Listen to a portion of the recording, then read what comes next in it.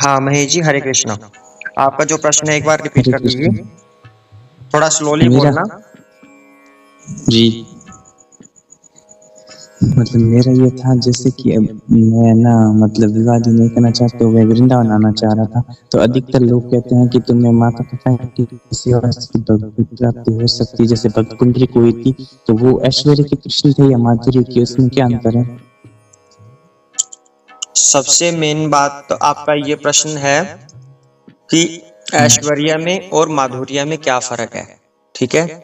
हाँ हाँ ऐश्वर्यवान जो रूप होता है वो भगवान का जो धनवान वाला रूप होता है, भगवान के हाँ पास जो जो अवेलेबल है। जैसे ऑफिशियल रूप होता है भगवान का श्री विष्णु के रूप में, जो भगवान का श्री कृष्ण का रूप है वो उनका घरेलू रूप है। जो पूर्ण सच्चिदानंदमय रूप है भगवान का, वो श्री कृष्ण वाला रूप है। जैसे हम घर में रहते हैं ना, तो घर में हमें ठीक से पूरी ड्रेस पहनने की जरूरत नहीं होती। हम कैसे भी लेटे पड़े रहते हैं, खेलते रहते हैं। जब हम छोटे थे खेलते रहते हैं घर में, तो हमें इतना ध्यान देने की आवश्यकता नहीं पड़ती। घर में हम कंफर्टेबल फील करते हैं। लेकिन हम अगर ऑफिस में जाएंगे तो पूरा ड्रेसअप भी हमारा ठीक होगा, हमारी बोलचाल वाणी सब कुछ बिल्कुल परफेक्ट होगा। हम काम करेंगे वहां पे, ऑर्डर या फिर या तो लेंगे या दूसरों को ऑर्डर देंगे और उसके हिसाब से काम करेंगे। वो ऑफिशियल रूप हो गया हमारा। तो जो भगवान श्री विष्णु का रूप है वो ऑफिशियल रूप है भगवान का, और जो उनका घरेलू रूप है या सच्चिदानंदमय रूप है वो कृष्ण का रूप है। तो अब आपने बात की ऐश्वर्य और माधुर्य में फर्क की। जो श्री विष्णु वाला रूप है वो ऐश्वर्य वाला रूप है भगवान का। जो माधुर्य वाला रूप है वो भगवान का श्री कृष्ण वाला रूप है। इसमें गोपियों के साथ भगवान की लीलाएं होती हैं, यशोदा माता के साथ भगवान की लीलाएं होती हैं, वो वात्सल्य भाव में। ठीक है। तो माधुर्य रूप में केवल प्रेम की लीलाएं होती हैं, ऐश्वर्य रूप में भगवान के काम की लीलाएं होती हैं। ठीक है महेश जी। हाँ दूसरा प्रश्न आपका इसमें आता है कि आप वृंदावन जाना चाहते हैं, घर वगैरह छोड़ के, माता पिता की सेवा छोड़ के। और इसमें आपका प्रश्न ये आ रहा है कि यदि माता पिता को छोड़ दिया तो क्या वो चीज सफल हो पाएगी, आपकी भक्ति। इस तरह से आपका प्रश्न बन रहा है। तो इसका उत्तर देखिए ऐसा होता है, ये आपके थोड़े से मन की बात होती है। ठीक है। भगवान को तो आप जहां भी चाहेंगे आपको वहां पर भगवान मिल जाएंगे। यदि आप कहो कि बाहर भैंस खड़ी है आपकी और मुझे भैंस में भगवान चाहिए, आपको भैंस की पूजा करनी होगी भगवान मानकर, तो आप भैंस में भगवान पालोगे। आप कहोगे कि मुझे इस दीवार में भगवान चाहिए, आपको उस दीवार की पूजा करनी है, उसके अंदर भाव रखना है, उस दीवार में आपको भगवान मिल जाएंगे। जैसे नरसिंह देव निकले थे ना खंबे से, अब खंबे में थोड़ी ना थे नरसिंह देव, लेकिन प्रहलाद महाराज ने ऐसी कमिटमेंट कर दी हिरण्यकश्यपु के सामने। जब उन्होंने पूछा क्या इस खंबे में तुम्हारे भगवान हैं, तो प्रहलाद महाराज कहते हाँ हैं इस खंबे में मेरे भगवान। पर खंबे में भगवान थोड़ी ना थे, लेकिन भक्त की वाणी की लाज रखने के लिए भगवान खंबे से प्रकट हो गए। तो आप जहां चाहोगे भगवान आपको वहीं पर मिल जाएंगे। आपकी भक्ति में शक्ति होनी चाहिए। इसके लिए आपको वृंदावन जाने की आवश्यकता नहीं है कि वृंदावन जाओगे तभी भगवान मिलेंगे। आपको अपने घर में भगवान मिल सकते हैं। यदि आप माता पिता की सेवा करते हो ये सोचकर कि यही भगवान है मेरे, तो आपको माता पिता में भगवान मिल जाएंगे। दूसरी बात, यदि आप जाना ही चाहते हैं वृंदावन, तो श्रीमद् भगवद गीता हमें यह संदेश देती है कि अपने कर्तव्यों का पालन हमें करना है। अपने कर्तव्यों को छोड़कर सन्यासी बनना उचित नहीं है। भगवान मना करते हैं गृहस्थ लोगों को सन्यासी बनने से। यह प्रक्रिया आरंभ में ही सीखनी पड़ती है। ब्रह्मचर्य का पालन करें हमेशा और अनासक्त रहें बचपन से ही, तो आप इस चीज का अभ्यास कर सकते हैं। धीरे धीरे धीरे धीरे इस चीज का अभ्यास करोगे तब आप सन्यासी बन सकते हो। लेकिन अभी आप गृहस्थ लाइफ में हो, गृहस्थ जीवन में हो, ठीक है, माता पिता के साथ रह रहे हो, तो आपका उनके प्रति कुछ कर्तव्य बन रहा है। वो लोग आपके ऊपर डिपेंड हैं और यदि आप उनको छोड़कर आप चले जाते हो तो फिर वो किसके सहारे रहेंगे? यदि आपका कोई दूसरा भाई है जो उनकी सेवा कर सके, तब तो बात है अलग कि हाँ वो उनकी सेवा कर देगा, तो यदि आप चले जाओ तो किसी को कोई समस्या नहीं होगी। हाँ, थोड़ी मन की समस्या होगी कि हमारा पुत्र चला गया, वो बातें अलग हैं, लेकिन बेसिक समस्या किसी को नहीं होगी अगर कोई और उनकी सेवा करने के लिए घर में अवेलेबल है तो। वरना आपका कर्तव्य बनता है अपने माता पिता को संभालना, उसी से आपको भगवत प्राप्ति हो जाएगी। वृंदावन जाने की आवश्यकता नहीं है फिर आपको। भगवान यही संदेश दे रहे हैं भगवत गीता में, जो भी आपका कर्तव्य है उसको पूर्ण करो, कर्तव्य से विमुख नहीं होना। और वृंदावन जाने का मतलब यही है, सन्यासी बन जाना। तो सन्यासी बनना बिल्कुल भी उचित नहीं है श्रीमद् भगवत गीता के अनुसार। ठीक है महेश जी, आपके जी। उत्तर में संक्षिप्त में बोलता हूं अब। यदि आपके माता पिता की सेवा करने के लिए घर में कोई दूसरा पुत्र है, तब आप थोड़े से स्वतंत्र हो सकते हो, तब आप वृंदावन जाने के लिए सोच सकते हो। लेकिन अगर उनकी सेवा के लिए कोई और नहीं है तो वो आपके ऊपर निर्भर हैं, या अभी हैं या आगे होंगे। तो आपका कर्तव्य बनता है माता पिता की सेवा करना, क्योंकि भगवान ने आपको ऐसे परिवार में जन्म दिया है जहां पर आपका ये वाला कर्तव्य बन रहा है। तो आपको अपना कर्तव्य छोड़कर नहीं जाना कहीं पर भी। आप माता पिता में भगवान को ढूंढो, वहीं पर आपको मिल जाएंगे। घर पे बैठ के आप नाम जप करो, भगवान मिल जाएंगे। वृंदावन जब भी जाना है आपको, 2 महीने में, 6 महीने में, साल में या हर महीने ऐसे जा सकते हो। माता पिता को भी लेके जाओ। अकेले अकेले जाओगे, माता पिता वंचित रह जाएं तो वो भी बात उचित नहीं है। उनको भी लेके जाओ साथ में, वो ज्यादा उत्तम होगा। ठीक है महेश जी। जी। आपका एक प्रश्न और था, गोपियों से रिलेटेड था आपका, वो प्रश्न एक बार बोल दीजिए ताकि सभी को समझ भी आ जाए कि क्या प्रश्न है। हाँ, तो जैसा आपने मतलब उसने बताया था कि ये दुर्गा आदि मतलब राधा रानी के करोड़वें अंश के बराबर है, तो मतलब ये मतलब दुर्गा आदि तो अंश अवतार हैं या पूर्ण अवतार, और सखियां मतलब जो गोपियां हैं वो राधा रानी के पूर्ण अवतार होते हैं या अंश अवतार ही था? ठीक है, हाँ। आपने एक बार पहले भी ये प्रश्न किया था कि क्या गोपियां सृष्टि की रचना कर सकती हैं या नहीं, हाँ। और आज आपका हाँ, ये उन्हीं गोपियों को लेकर प्रश्न है कि पूर्ण जैसे अवतार। लक्ष्मी, दुर्गा, ये सब राधा रानी के करोड़वें अंश के बराबर अगर हैं, तो गोपियों की स्थिति वहां पर कहाँ आ रही है? यही बात है ना। हाँ। हाँ। तो अब देखो, दोनों प्रश्न का उत्तर लेते हैं। गोपियां सृष्टि हाँ। रचना कर सकती हैं या नहीं, और लक्ष्मी माता, दुर्गा माता और गोपियां, इनकी पोजीशन कहां कहां पर है। सबसे पहली बात तो यह है कि गोपियां सृष्टि रचना नहीं करती हैं, क्योंकि सृष्टि रचना का कार्य भगवान की माया शक्तियां करती हैं। ठीक है, भगवान की 3 शक्तियां होती है मुख्य रूप से, अंतरंगा शक्ति, बहिरंगा शक्ति और तटस्था शक्ति। ठीक है, अंतरंगा शक्ति होती है राधा रानी और गोपियां, ये सभी अंतरंगा शक्ति हैं। ये कहाँ रहती हैं? ये रहती हैं भगवान के धाम में, आध्यात्मिक जगत में। और जो बहिरंगा शक्ति है, ये रहती है भौतिक जगत में। तटस्था शक्ति कहाँ रहती है? जो जीव शक्ति है भगवान की, जैसे हम हैं भगवान के अंश, हम कभी अंतरंगा शक्ति के प्रभाव में रहते हैं, कभी हम बहिरंगा शक्ति के।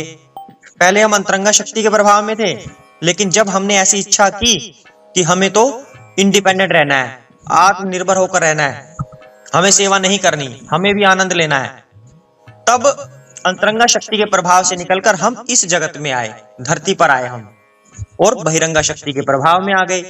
अभी अंतरंगा शक्ति, बहिरंगा शक्ति और तटस्थ शक्ति है क्या?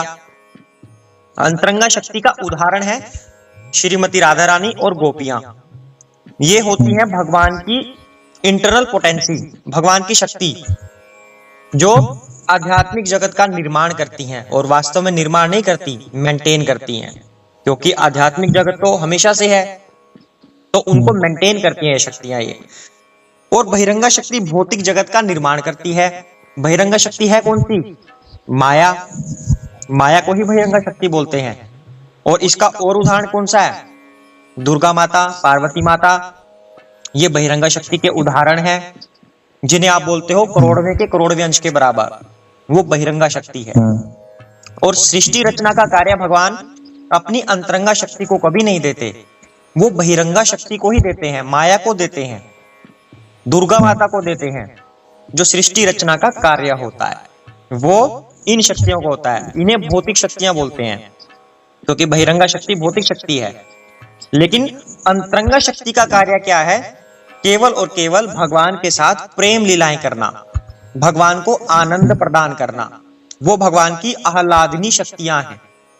श्रीमती राधा रानी का अगला अवतार गोपियां हैं, जो उनका बिल्कुल नेक्स्ट अवतार होता है वो गोपियां हैं। लेकिन जो लक्ष्मी माता, दुर्गा माता ये है, ये बहुत आगे जाके अवतार लेती हैं, वही करोड़वें के करोड़वें अंश के बराबर। तो गोपियों की जो पोजीशन है वो दुर्गा लक्ष्मी इनसे बहुत ज्यादा ऊंची है, और ये हमेशा भगवान के धाम में ही वास करती हैं। ये इस जगत में नहीं आती। इस जगत में तो ये तब आई थी जब भगवान कृष्ण ने यहाँ पर अवतार लिया, ताकि वही अपनी गोलोक वृंदावन की लीलाएं यहाँ के लोगों को भी दिखा सकें, यहाँ भी लोगों के अंदर प्रेम जागृत हो सके। इसलिए वो यहाँ से आई थी भगवान कृष्ण के सानिध्य में। ठीक है, इनका कार्य सृष्टि रचना नहीं होता। भगवान ने जिन जिन जीवों का निर्माण किया है उन सभी को अलग अलग कार्य सौंपे हैं। तो गोपियों का कार्य केवल और केवल भगवान के साथ प्रेम का आदान प्रदान करना है, भगवान को सुख प्रदान करना है। सृष्टि रचना इनका कार्य नहीं है। सृष्टि रचना कार्य है बहिरंगा शक्ति का। अभी अगर आपका कोई प्रश्न इनमें से रहता है तो आप बोल सकते हैं। नहीं, ये तो नहीं, बस ठीक है। अब आप सही निर्णय ले सकेंगे कि आपको क्या करना है, वृंदावन जाना है, घर पे रहना है, क्योंकि मैंने फैक्ट बताए हैं आपको। अब आपकी स्थिति क्या है घर में, उसके हिसाब से आप निर्णय ले सकते हैं। तो मान लो अगर कोई माता पिता मतलब साथ लेके जाए तो? हाँ, साथ लेके जाए तो कोई दिक्कत नहीं है। लेकिन आपको अपना कर्तव्य निभाना है, जो माता पिता के प्रति कर्तव्य है, उनको छोड़ के नहीं जा सकते। तो फिर वो किसके सहारे रहेंगे? वो तो निर्दयता होगी ना, कि आप कौन मैं कौन, मैं तो जाऊंगा ही जाऊंगा वृंदावन, आप चाहे कहीं मर्जी जाओ। ऐसा तो नहीं होना चाहिए। हमें भगवान ने कर्तव्य दिया है, उनका पुत्र बनाया हमें, तो हमारे कर्तव्य है उनके प्रति। अगर कर्तव्य से विमुख होंगे तो नरक भोगना पड़ेगा। भगवत गीता में भगवान स्पष्ट कह रहे हैं अर्जुन को, अर्जुन तुम क्षत्रिय हो और तुम्हारा कर्तव्य है युद्ध करना। जो धर्म के साथ हैं लोग, उनकी रक्षा करना तुम्हारा कर्तव्य है। जो भी कर्तव्य हमारा होता है, यदि हम उसको नहीं निभाते तो नरक भोगना पड़ता है। कहाँ तो हम जा रहे हैं गोलोक वृंदावन के लिए इच्छा करने, कि अगर रसिकों की हम संग में रहेंगे, संतों के संग में रहेंगे तो हमें धाम मिल जाएगा। कहाँ हमें नरक भोगना पड़ जाएगा कर्तव्य की पूर्ति ना करने की वजह से, है ना। तो ऐसा नहीं करना। जाना है तो साथ में लेके जाओ भगवान को, सॉरी माता पिता को साथ में लेकर जा सकते हैं, या कभी कभी जाएं, कभी कभी जा सकते हैं। जैसा भी हो, उनको असहाय अवस्था में छोड़कर नहीं जाना। मुख्य रूप से बात ये है। ठीक है, हरे कृष्ण। कुछ और प्रश्न है तो वो भी कह सकते हैं, क्योंकि आप कभी कभी ही आ पाते हैं सत्संग में। हाँ, तो तीसरी बात थी जो मतलब निकुंज में जो रंग अवस्था होती है प्रेम की, वो राधा भाव, वो महाभाव एक ही है क्या? मुझे समझ नहीं आया आपका प्रश्न। मतलब जैसे रंग अवस्था होती है प्रेम में, तो मतलब आपने राधा भाव तो सुना होगा नाम, राधा भाव, या जो चैतन्य महाप्रभु के अंदर आया था राधा भाव। चैतन्य महाप्रभु के अंदर राधा भाव आया था, उसके बाद हाँ, तो मतलब जो इसी को रंग अवस्था कहते हैं। एक आपने शब्द बोला था महाभाव, है ना? वही होता ना, मतलब क्योंकि राधा रानी को महाभाव स्वरूप नहीं कहते हैं। देखो, सबसे पहले चैतन्य महाप्रभु के बारे में समझते हैं। चैतन्य महाप्रभु कौन है? चैतन्य महाप्रभु श्रीमती राधा रानी और कृष्ण का संयुक्त रूप है। उनका जो हृदय है वो राधा माता का है, और जो उनका शरीर है वो कृष्ण का है। द्वापर युग में भगवान कृष्ण और राधा की वार्तालाप चल रही थी और राधा रानी ने कहा था भगवान कृष्ण को, हे प्रभु, जितना प्रेम मुझे आपसे है उतना शायद आपको मुझसे नहीं है।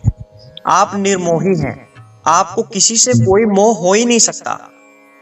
इसका मतलब यह है कि मेरा प्रेम आपसे ज्यादा हुआ और इसका मतलब फिर ये हुआ कि आप मेरे प्रेम के ऋणी हो गए, क्योंकि आप मुझे उतना प्रेम नहीं दे सकते जितना मैं आपको दे सकती हूँ, तो आप मेरे प्रेम के ऋणी हैं और ये ऋण आप कभी चुका नहीं पाओगे। ऐसा श्रीमती राधा रानी कह रही हैं। कई बार प्रेमिका अपने प्रेमी को ताना भी मारती हैं ऐसे कह कह के, ठीक है, कि मुझसे ज्यादा प्यार आप नहीं कर सकते मुझसे, या पत्नी पति को ऐसा बोल दे, ठीक है। तो राधा रानी ऐसे ही श्री कृष्ण को कह रही थी कि आप मेरे प्रेम के ऋणी हैं और कभी चुका नहीं सकते। तो भगवान कृष्ण बोले, मैं आपके इस प्रेम का ऋण अवश्य चुकाऊंगा। और कैसे? तो कृष्ण ने बताया, कलयुग में मैं चैतन्य के रूप में अवतार लेने वाला हूं। मेरा शरीर स्वर्णिम होगा। जैसे भगवान हर युग में आते हैं तो उनके शरीर का अलग अलग रंग होता है। जैसे भगवान राम का रंग हरा माना जाता है, हरे रंग के थे भगवान। श्री कृष्ण का रंग सांवला माना जाता है, नीले रूप में। इसी तरह चैतन्य महाप्रभु के रूप में भगवान जब आए, गोरा रूप होता है उनका, तो उसे स्वर्णिम रूप भी बोल सकते हैं, इंग्लिश में गोल्डन बोलते हैं। तो इस रूप में भगवान आए। श्री कृष्ण ने ये पहले ही बोल दिया था द्वापर युग में। तो माता बोली कि तो फिर उसमें क्या खास बात होगी प्रभु? भगवान बताते हैं, उसमें हृदय होगा आपका और शरीर होगा मेरा। जिस तरह से आप अभी कृष्ण कृष्ण बोलती हैं हमेशा, तो उस समय मैं बोलूंगा कृष्ण कृष्ण, क्योंकि हृदय आपका होगा। तो आपका हृदय तो मुझे ही पुकारता है, तो मैं ऐसे बावरा सा होता हुआ विचरता रहूंगा हरे कृष्ण बोलता हुआ। तो वो लीला जब होगी तब आपके इस प्रेम का ऋण चुक जाएगा। ऐसा श्री कृष्ण बताते हैं श्रीमती राधा रानी को। और हुआ वही। चैतन्य महाप्रभु आए और ये मंत्र बोलते गए, हरे कृष्ण कृष्ण कृष्ण हरे हरे, हरे राम राम राम हरे हरे। ये मंत्र श्री चैतन्य महाप्रभु से ही हमारे पास आया है, उन्होंने ही ये मंत्र दिया है। तो यदि कोई कहता है कि इस मंत्र में राधा रानी का तो नाम है नहीं, तो फिर ये कैसा मंत्र हुआ? लेकिन चैतन्य महाप्रभु जो बोल रहे हैं वो श्रीमती राधा रानी ही बोल रही हैं, क्योंकि हृदय राधा रानी का है। तो जो बोल रही हैं वो राधा रानी बोल रही हैं और वही हरे कृष्ण बोल रही हैं। अब हरे का मतलब क्या है? हरि की, जो हरि की है उसे बोलते हैं हरे। हरि की कौन है? राधा रानी है। हरि कौन है? कृष्ण है। तो यहाँ पर राधा रानी को हरे बोला जा रहा है। हरि की मतलब हरे। जैसे श्री राम सीता को सीते बोलते हैं, कृष्ण राधा को राधे बोलते हैं, इसी तरह यहाँ पर हरि को हरे बोला जा रहा है, हरे कृष्णा। तो चैतन्य महाप्रभु ने हमें ये मंत्र दिया है, इसलिए हम इस मंत्र को सर्वश्रेष्ठ मानते हैं कलयुग के लिए। कलयुग में सर्वश्रेष्ठ मंत्र है। इसमें राधा जी का नाम भी आता है, कृष्ण का नाम भी आता है, सीता मैया का नाम भी आता है, श्री राम का भी आता है। सीता मैया ही राधा है, श्री राम ही श्री कृष्ण है। तो यदि एक बार एक मंत्र का उच्चारण करते हैं तो इसमें 8 बार राधा रानी का नाम आ जाता है और 8 बार भगवान कृष्ण का नाम आ जाता है एक बार मंत्र जाप करने से। तो इससे ज्यादा सार्थक मंत्र कौन सा होगा? दूसरी बात, आप पूछ रहे हैं कि महाभाव क्या होता है? महाभाव, माधुर्य भाव को ही महाभाव बोला जाता है। जो विरह की भावना होती है, जब भगवान नहीं दिखते गोपियों को, राधा रानी को जब भगवान नहीं दिखते, जो तड़प होती है अंदर से, विरह की भावना होती है, भगवान से मिलने की तड़प जो होती है, उस भावना को महाभाव बोला जाता है। जब राधा रानी प्रकट हुई, उसके बाद जब राधा रानी के विवाह की लीला होती है, विवाह की लीला भी होती है राधा रानी की। अब सारी दुनिया में ये संशय रहता है कि पता नहीं कृष्ण राधा का विवाह हुआ था या नहीं हुआ था, सबके मन में संशय है ये। लेकिन भांडीर वन में हुआ था। इसकी कथा चलो आपको बता देता हूँ, आज राधा रानी का भी दिन है। जब नंद बाबा अपनी गायों को चराने के लिए जा रहे थे, जंगल में, वन में जा रहे थे, तो छोटे से कृष्ण को साथ में ले गए। 3 वर्ष के थे भगवान, तो साथ में ले गए। तो वहां पर भगवान तो चंचल हैं ही। अब कृष्ण के मन में लीला करने का विचार आया कि हाँ, कुछ लीला की जाए। तो भगवान ने क्या किया, तूफान का संकेत कर दिया, तूफान ला दिया भगवान ने। तो जब तूफान आया, फिर नंद बाबा थोड़े चिंतित हो गए कि इतना तूफान आ गया, अब मैं गायों को भी ले आया यहाँ पर, अब गायों की भी रक्षा करनी है और नन्हे कान्हा की भी रक्षा करनी है, ये कैसे होगा। तो फिर अचानक उन्हें राधा रानी आती हुई दिखी वहां पर।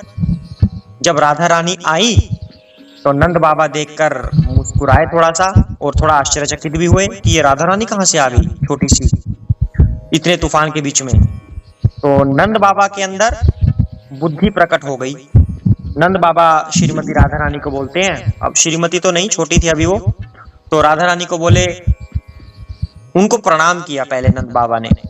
फिर कहते कि मैं इस सत्य को जानता हूं कि ये कान्हा भगवान है और ये आपके स्वामी हैं, हमेशा हमेशा के आपके स्वामी यही हैं, इस बात को मैं भली भांति जानता हूं।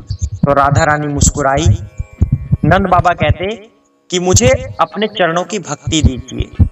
राधा रानी और कान्हा दोनों के समक्ष ऐसा नंद बाबा कह रहे कि मुझे बार बार यहाँ पर जन्म लेने के लिए ना आना पड़े, हमेशा हमेशा के लिए मैं आपके धाम आऊं और आपके चरण कमलों की भक्ति करता रहूं, ऐसे नंद बाबा कहते हैं। तो राधा रानी उनको यह आशीर्वाद देती है कि हाँ, आपको हमारी भक्ति मिलेगी और आप इस जन्म के बाद गोलोक चले जाएंगे, हमारे ही धाम आप आ जाएंगे।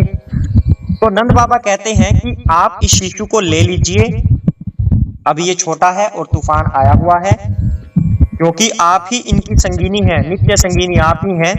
तो अपनी इच्छा के अनुसार जितने समय चाहे आप इनको अपने पास रख सकती हैं, और जब आपकी इच्छा पूरी हो जाए तो इन्हें इनकी मैया के पास छोड़ देना, ताकि तूफान से इनकी रक्षा हो सके। और आपके अलावा इनकी रक्षा करने में कोई और समर्थ है नहीं, क्योंकि आप इनकी नित्य संगिनी हैं, तो आप ही रक्षा करें। इस तरह से नंद बाबा ने छोटे से शिशु को, कान्हा को, राधा रानी को पकड़ा दिया। उसके बाद फिर कान्हा के मन में एक और लीला करने की सूझ गई। अब कन्हैया ने अपना रूप युवा रूप बना लिया, जो शिशु रूप था युवा रूप में प्रकट हो गए भगवान। अद्भुत चमक थी, हृदय पर उनके मालाएं लटक रही थी सुंदर सुंदर मोतियों की, और उनके पूरे शरीर का वर्णन आता है कि कितना कांतिमय उनका शरीर था, जिसे देखकर करोड़ों कामदेव भी लज्जा जाएं, ऐसा भगवान का रूप था। इतने सुंदर केश थे उनके उस समय पर। तो भगवान बोलते, हे राधा रानी, जो तुम गोलोक में बैठे हुए भी एक इच्छा कर रही थी, वो इच्छा मैं तुम्हारी अब पूरी करूंगा। तो भगवान ने ब्रह्मा जी को याद किया, स्मरण किया ब्रह्मा जी का। ब्रह्मा जी को बुलाया गया और उनसे कहा गया कि आप हमारा विवाह करवाइए। हालांकि ये लीला किसी ने नहीं देखी, वहां पर कोई देख नहीं पाया था सिवाय ब्रह्मा जी, राधा रानी और कृष्ण, इन तीनों के अलावा वहां और कोई नहीं था। तो भगवान ने ऐसा आदेश दिया ब्रह्मा जी को कि आप विधिवत हमारा विवाह करवाइए। भांडीर वन था वो, जहां पर ये हुआ सब। तो ब्रह्मा जी ने अपने वैदिक मंत्रों का उच्चारण किया, दोनों का विवाह करवाया। और फिर ब्रह्मा जी ने ऐसी इच्छा प्रकट की कि हे प्रभु, मुझे दक्षिणा में क्या मिलेगा? मैंने विवाह तो करवा दिया आपका, मुझे दक्षिणा भी चाहिए। तो प्रभु ने पूछा, बताओ क्या चाहिए? ब्रह्मा जी बोले, हे प्रभु, मुझे आपके चरणों में हमेशा के लिए भक्ति चाहिए, मेरा मन कभी भी आपके चरण कमलों से दूर ना हो। तो भगवान ने तथास्तु बोला और उन्हें अपने चरणों की भक्ति दी। तो ब्रह्मा जी चले गए। उसके बाद श्रीमती राधा रानी और भगवान कृष्ण बहुत ही प्रसन्न हैं और वो तरह तरह की लीलाएं कर रहे हैं।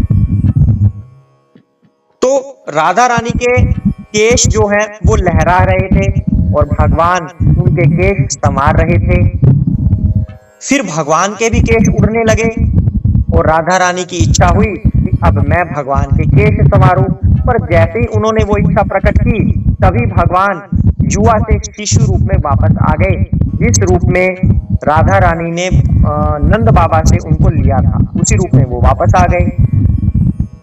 तो जब ये शिशु रूप देखा राधा रानी ने, तब वो बेहोश होकर गिर पड़ी।